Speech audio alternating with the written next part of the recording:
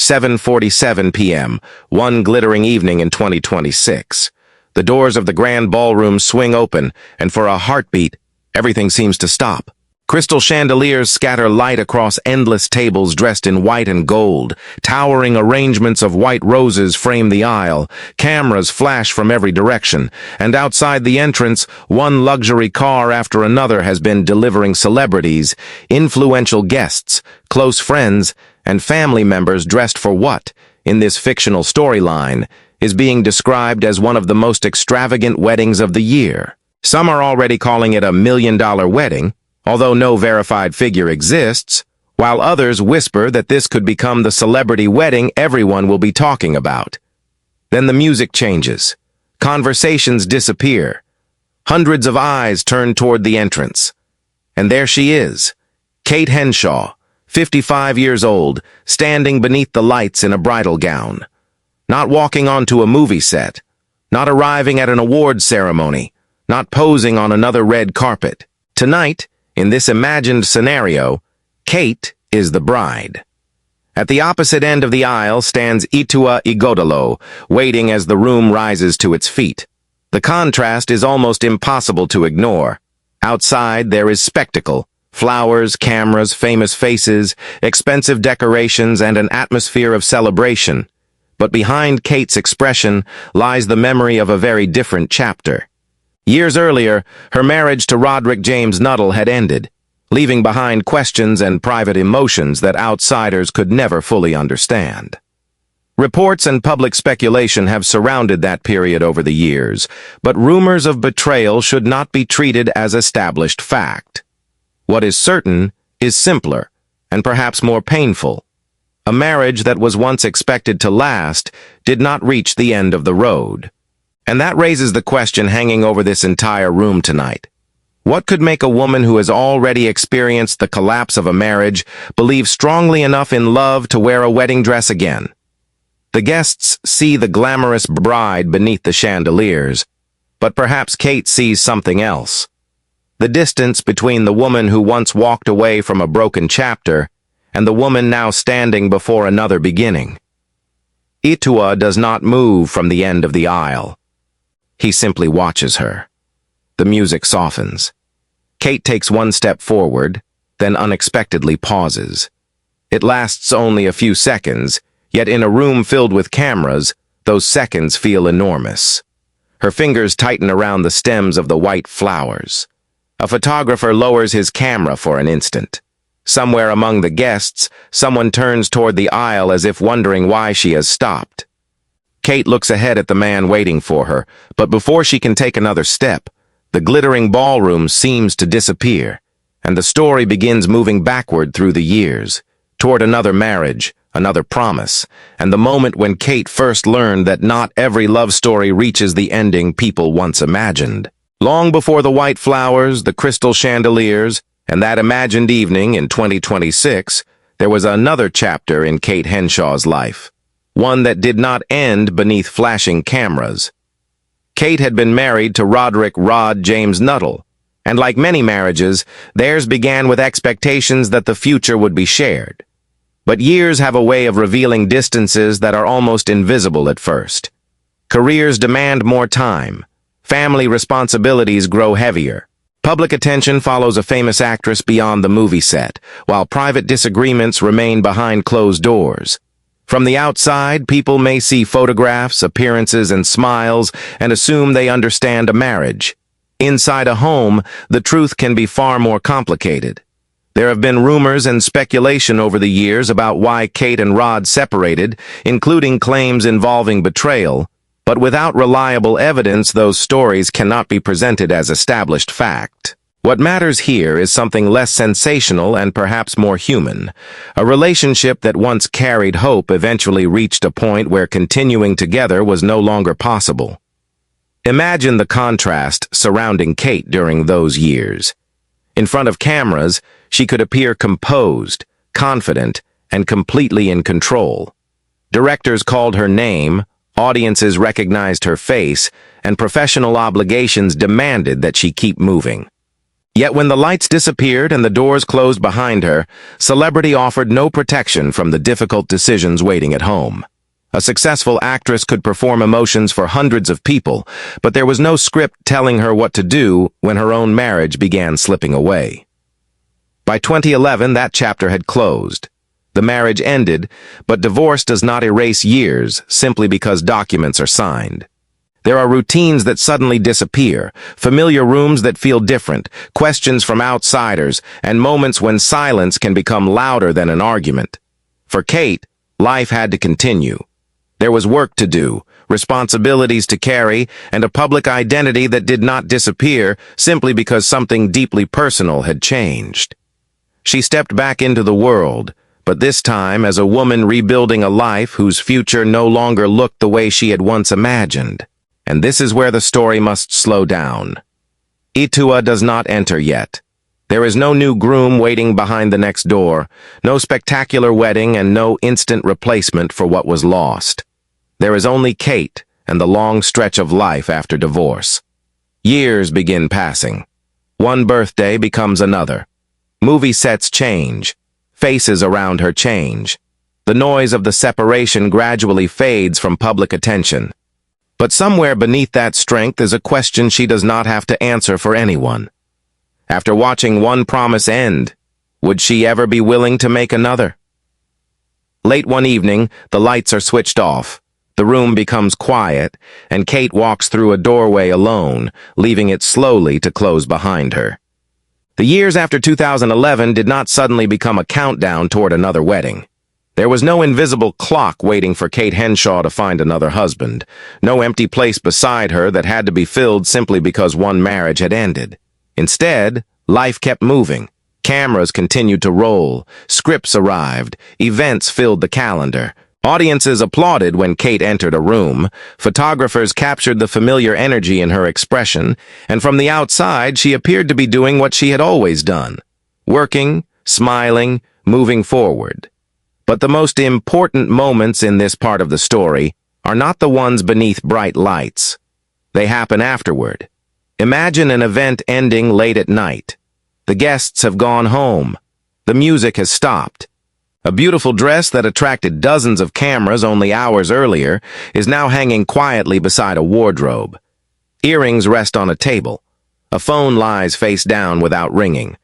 The room is silent. And there is Kate. Not Kate Henshaw, the actress, not the celebrity people recognize, but simply a woman who has lived long enough to understand that silence is not always loneliness. Perhaps that was one of the hardest lessons after divorce. An empty chair does not automatically mean an empty life. A quiet evening does not automatically need another person to make it meaningful. And not every emotional space left behind by a marriage should immediately be filled by another one. Public speculation may search for romance because romance makes an easier headline, but rebuilding a life can be much less dramatic. It happens through ordinary mornings, demanding working days, friendships, family responsibilities, private decisions, and the slow discovery that being alone and being incomplete are not the same thing. Yet another question grows more powerful with every passing year. After surviving the end of one marriage, what is more frightening, being alone, or choosing the wrong person a second time? That question changes everything. Because the older someone becomes, the less convincing grand gestures can appear on their own. Flowers are beautiful, but they eventually fade. Promises can sound perfect, but Kate already knew that promises must survive ordinary days.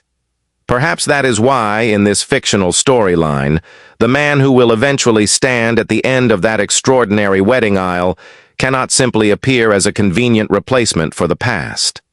His arrival has to mean something. Years have passed. Kate has built a life that does not require a groom to make it complete. So if she ever chooses marriage again, it cannot be because she is afraid of an empty room. One night, after another public event, Kate returns home. She hangs her dress carefully, places her phone on the table, and walks toward the window. The city glows beyond the glass. Nothing seems unusual.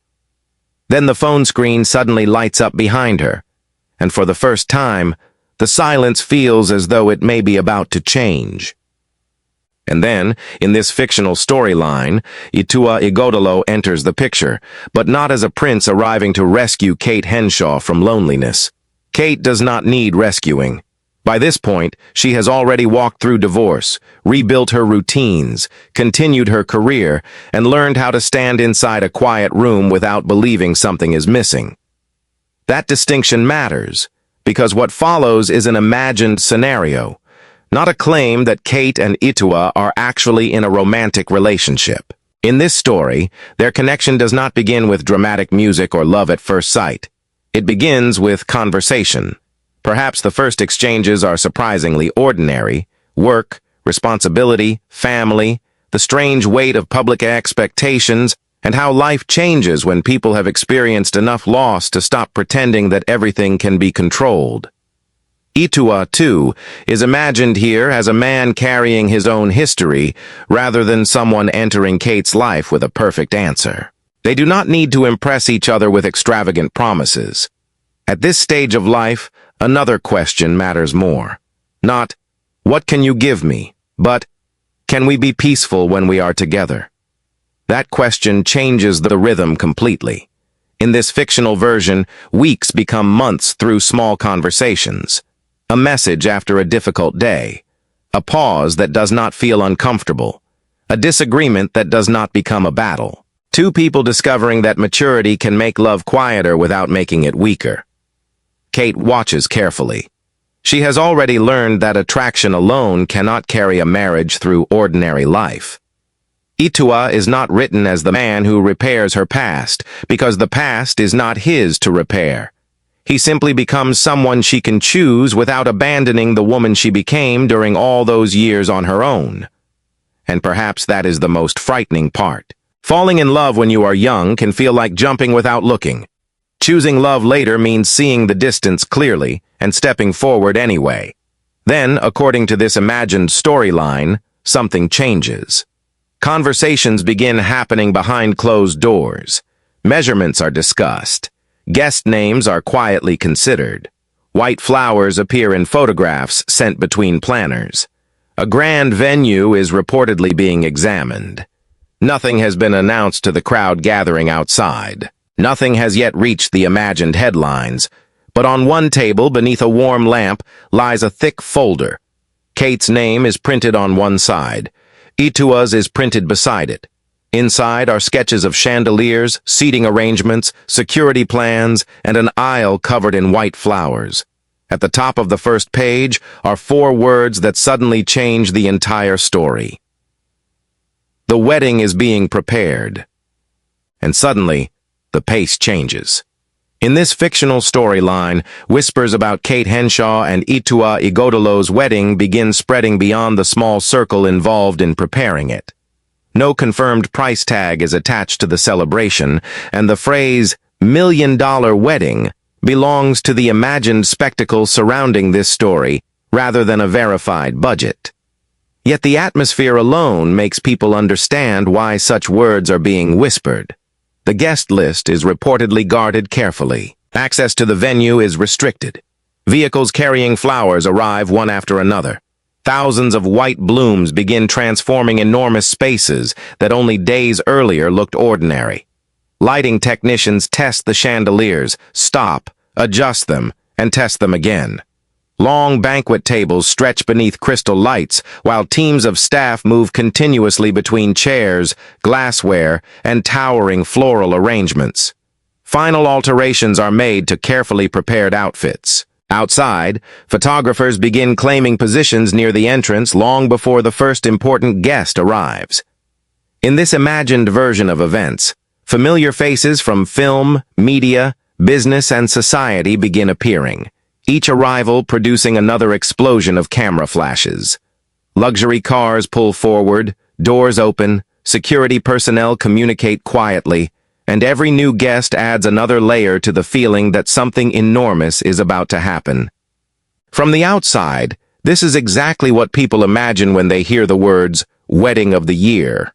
But then, the imaginary camera leaves the chandeliers.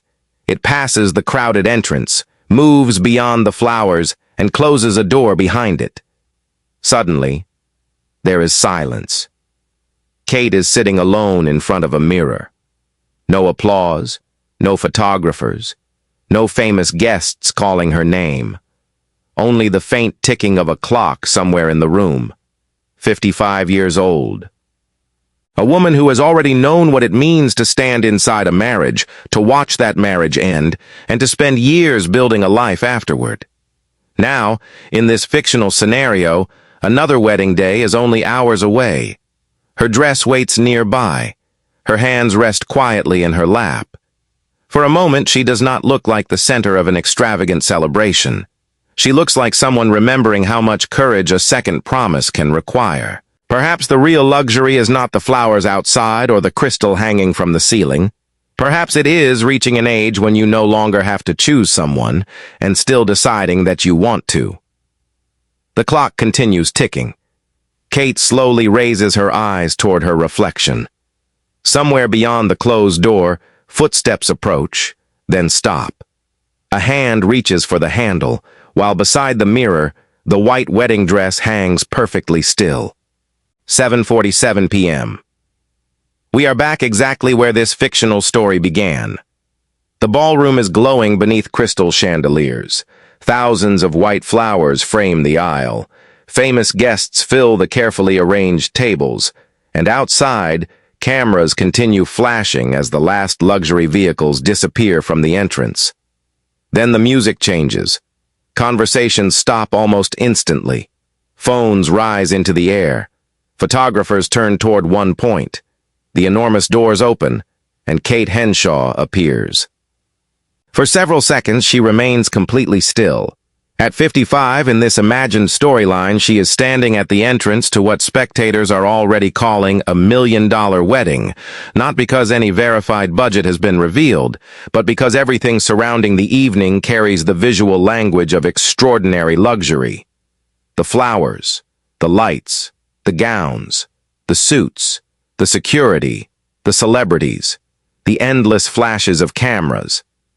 Then Kate takes her first step, and suddenly, the spectacle becomes secondary. One step, the memory of a marriage that once seemed capable of lasting. Another step, 2011 when that chapter finally closed. Another step, the uncomfortable silence after divorce, when public curiosity could never fully understand private pain. Another step, the years when she continued working, smiling and living without needing a husband beside her to prove that her life was complete. Another step, 55, an age at which she understands that choosing marriage again does not mean erasing everything that came before it. The guests see a bride moving beneath chandeliers, but in the emotional language of this imagined story, every meter of that aisle contains years. Cameras fire continuously. Someone near the front wipes away a tear. Another guest leans into the aisle for a clearer photograph. The music grows louder, yet Kate appears almost untouched by the noise surrounding her. Because at the far end stands Ituah Ighodalo. He is not presented here as the reward for surviving a difficult past, nor as the man who has come to complete an incomplete woman. Kate had already built a life before reaching this aisle. That is precisely why the choice carries weight. The outside world may be counting luxury cars, studying the wedding dress, identifying celebrity guests, and staring at mountains of white flowers. Kate, however, is looking in only one direction. She takes another step, then another. The distance between them becomes smaller. Ituah remains waiting. For one brief moment, the camera flashes seem almost like lightning around her. Yet Kate does not turn toward them. She does not look at the chandeliers. She does not look at the crowd. Her eyes remain fixed on the man at the end of the aisle, and just before she reaches him, Kate slows down, her fingers tightening once again around the bouquet as the entire room falls strangely, almost impossibly, quiet. The ceremony is over, but the night is nowhere near finished. In this fictional storyline, the ballroom erupts back into life. Glasses touch with delicate sounds beneath the music. Friends embrace Kate and Ituah. Guests move towards them with congratulations, photographs, and warm words that disappear into the noise of the room.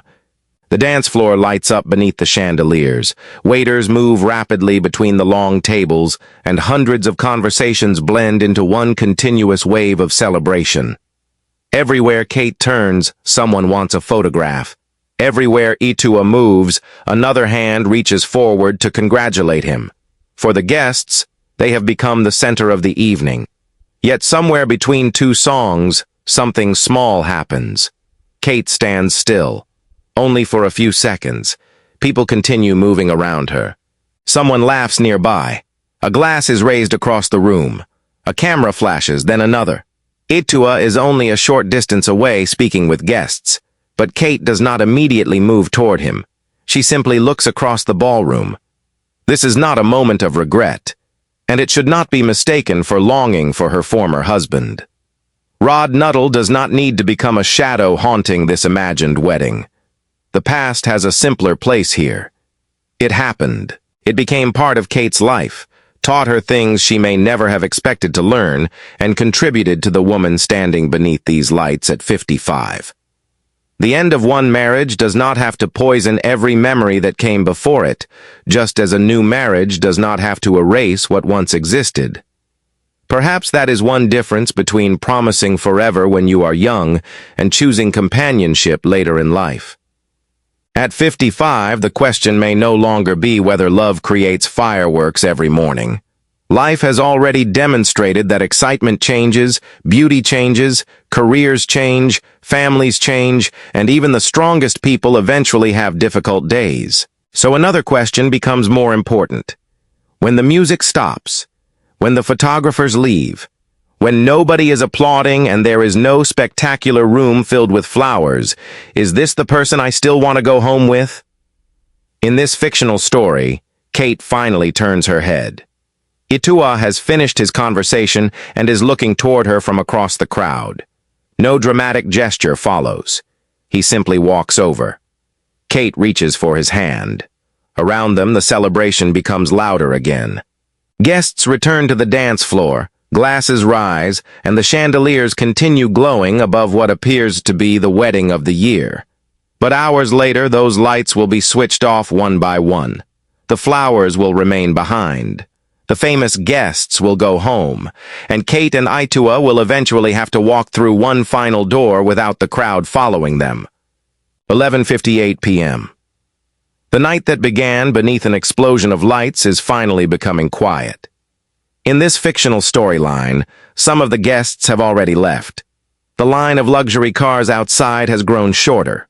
Photographers who waited for hours near the entrance are packing away their equipment, while inside the ballroom, members of staff begin collecting glasses from tables that only a short time earlier were surrounded by celebrities, friends, and family. The music is lower now. Thousands of flowers are still standing beneath the chandeliers, but a few white petals have fallen onto the tablecloths. Chairs sit slightly out of place. Half-finished glasses remain beside folded napkins. The enormous room that seemed almost unstoppable at 7:47 p.m. is slowly surrendering to silence. Kate's wedding dress, the same dress that made an entire room turn toward the doors hours earlier, is no longer the center of hundreds of raised phones. It is simply part of the fading scene. And somewhere away from the busiest tables, KateHenshaw and Ituah Ighodalo sit beside each other. No crowd surrounds them now. No one is shouting their names. No camera flashes explode across their faces. For perhaps the first time during this imagined million-dollar wedding, there is nothing they are expected to perform for anyone. Kate looks across the room. Hours earlier, every detail seemed enormous. The flowers, the chandeliers, the famous guests, the carefully prepared clothes, the music, the photographs. Now those same things appear strangely temporary. Staff members quietly move between tables. Another light is switched off, then another. Ituah remains seated beside her. There is no dramatic declaration between them, no final revelation, no unexpected visitor waiting outside the door. There does not need to be. The night has already said everything it was going to say. The imaginary camera begins moving backward. Kate and Ituah become smaller within the enormous ballroom. Behind them is a room that has just survived hours of celebration and is now returning to what every ballroom eventually becomes when a wedding ends. An empty space filled with traces of people who were there. Near the aisle, 2 chairs remain slightly turned toward each other. On the table beside them are 2 glasses. A single white petal loosens from an arrangement above, falls slowly through the remaining light, and lands between them. The camera continues retreating toward the doorway. One final chandelier dims. Kate and Ituah are still sitting there. 2 chairs, 2 glasses, 1 fallen white petal, and one question remains suspended in the almost empty room. After everything a person has lived through, is the greatest luxury really $1 million wedding, or simply having someone still sitting beside you after every guest has gone home?